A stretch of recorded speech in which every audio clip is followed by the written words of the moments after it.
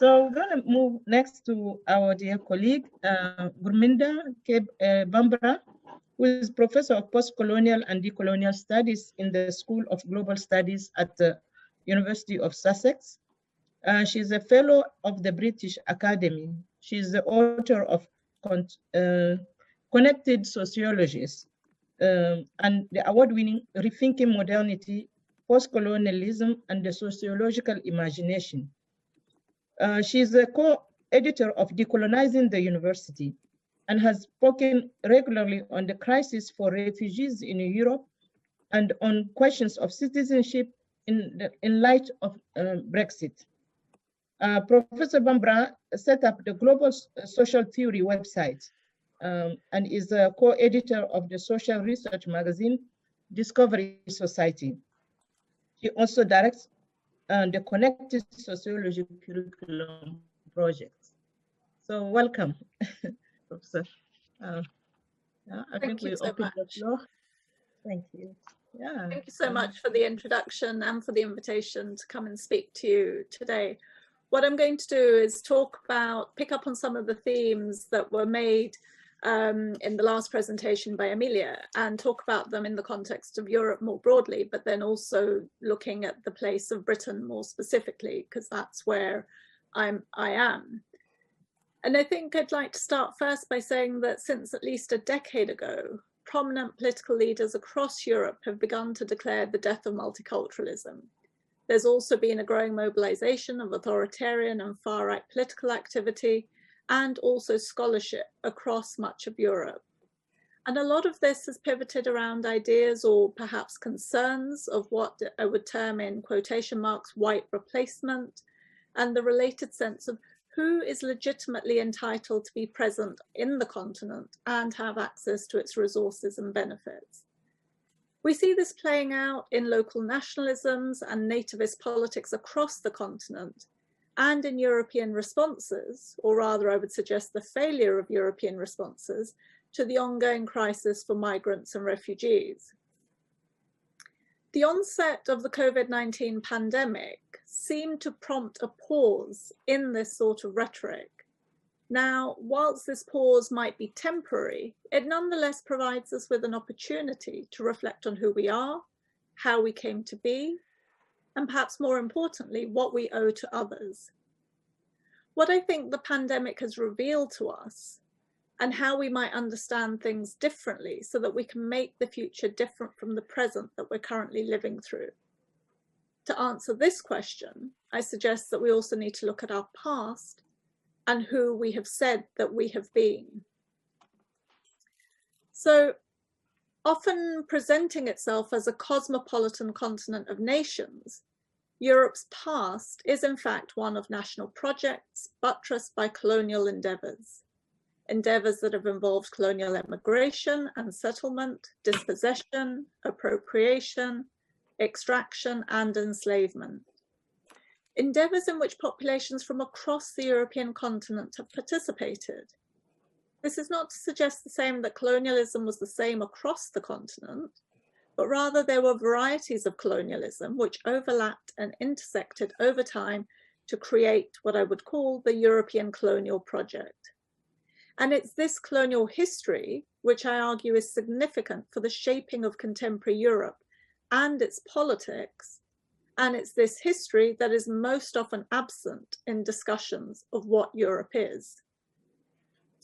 According to its own narrative, the European Union, for example, came about as a consequence of sovereign nation states entering peaceful relations with each other and deriving legitimacy from sovereign peoples expressing their individual rights and freedoms. Such an articulation fails to acknowledge European domination over much of the world as significant to that history or to its contemporary configuration. Specifically, it disavows examining the consequences of domination for the present multicultural constitution of European societies, and in the process, it disavows those societies.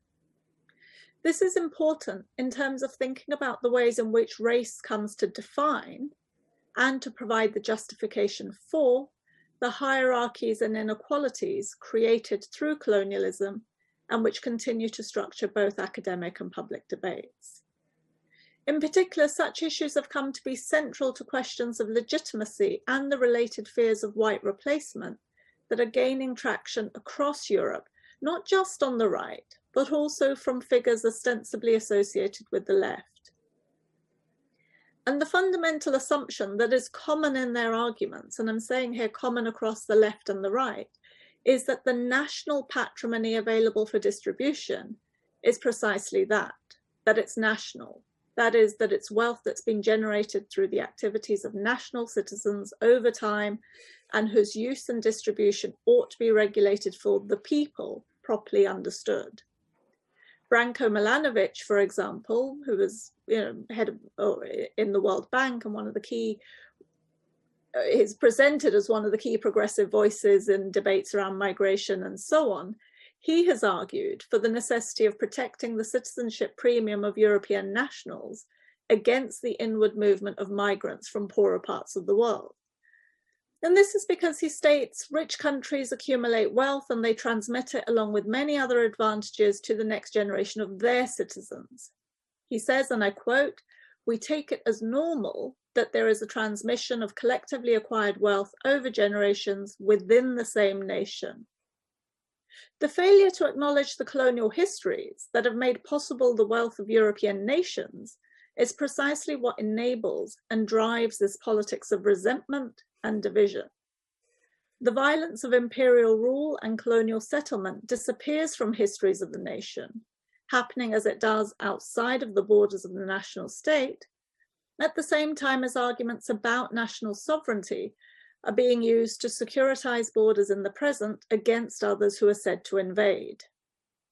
Now, I've presented these arguments quite generally in terms of thinking about Europe as a whole, and I want to unpack the issues raised a bit more by looking at the specific issues that are raised in the conjunction between Britain, Brexit, which, if you're lucky enough not to know about Brexit, is the project of Britain wishing to leave the European Union, and then the connection with COVID. So the primary issues of Brexit were expressed in questions such as who constitutes the nation? Who is legitimately entitled to share in its resources? The answers given were generally exclusive of migrants and minorities. But what COVID-19 has shown us is that we are a multicultural nation that could not function without its ethnic minority citizens and its migrant populations. Indeed, it is precisely these populations that are disproportionately carrying the burden of maintaining the nation's health and lives under lockdown. Whether we look at the National Health Service or at the key workers staffing supermarkets and corner shops, delivering food and other necessities, operating public transport, cleaning workplaces, collecting rubbish, and over the summer being chartered in to pick fruit and vegetables, these workers are disproportionately migrants, both from the European Union and further afield, and they are ethnic minority British citizens. One of the reasons we suddenly became aware of them is that they were dying in disproportionate numbers, and their deaths were not hidden. Their faces were on the front pages of newspapers and across social media feeds, and their contributions to society, their integration within it, was amplified by their deaths in service to us all. In contrast, the Brexit years, as we might call them, were defined by a narrowing of vision of who constitutes the body politic and who ought to be considered the legitimate object of public policy.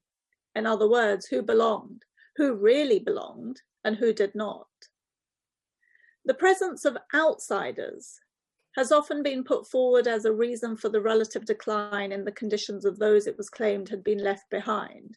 In a similar way to those of you who might be familiar with these sorts of debates in the US, that Arlie Hochschild sort of sought to focus on the concerns of what was labeled the white working class, but was actually the white middle class at the expense of other minorities. This was the same discourse that happened in the UK as well. And similarly, it wasn't that the left behind were worse off than ethnic minority citizens.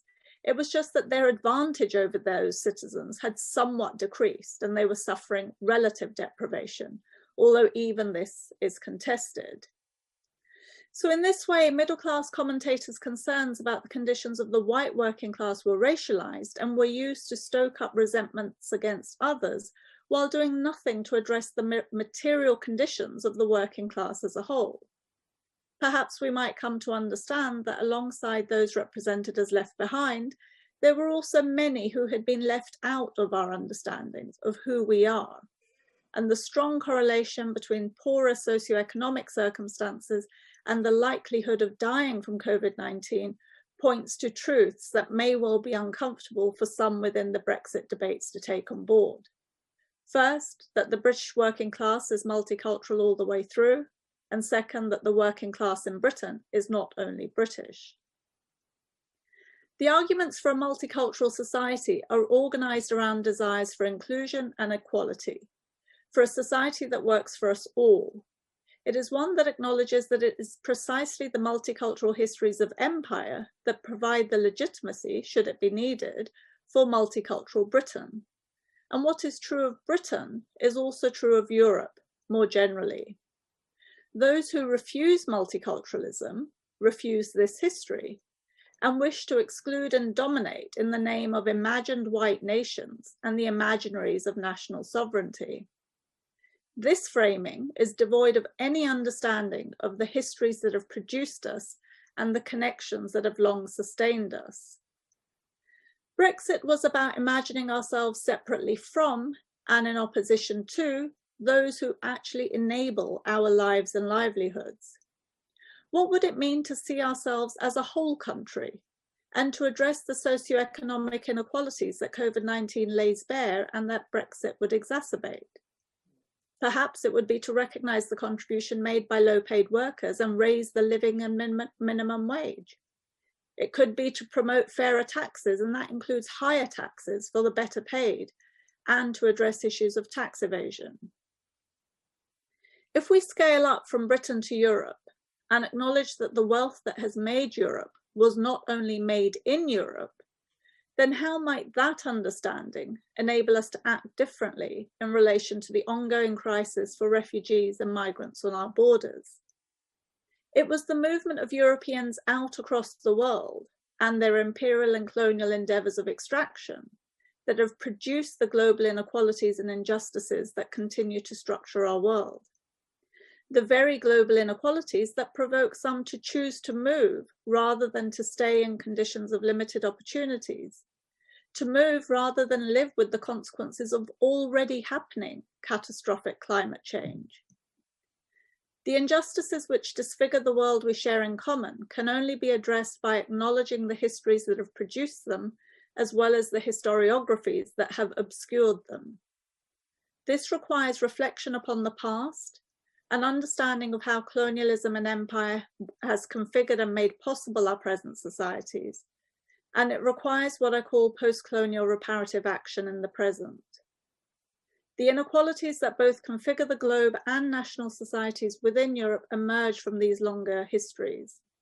They need to be taken seriously in terms of addressing the current situation we confront. The pandemic is revealing in many ways. The question is whether we wish to learn from what is being revealed or not.